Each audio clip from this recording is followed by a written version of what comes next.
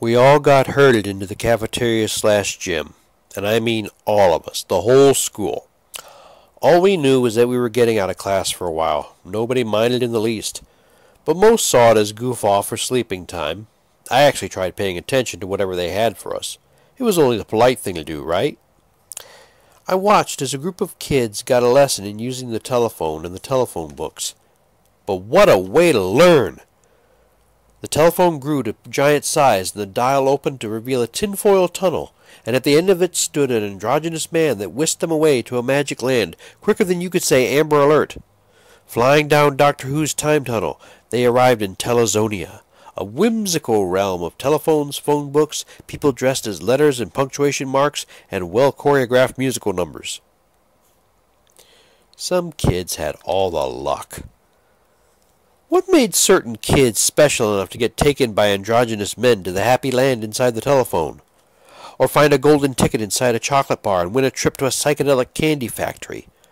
Or fall into a magician's hat and land in the realm of anthropomorphic headgear? Or get turned into cartoons by an anthropomorphic yellow blob and get taken on an incredible, indelible, magical, physical mystery trip through their uncle's body? Or a magical mystery trip through Little Red's head?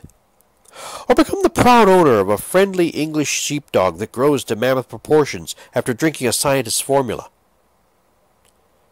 I'll be very impressed if you know the references to those. But what happens after that? When you've had an incredible experience like that, what do you do for an encore? You get so weighed down by the tedium and disappointments of life that you find yourself wondering, did that actually happen? You remember it, but it seems so strange that it felt like a dream. It's definitely not drugs, because you don't take any. Not at that age.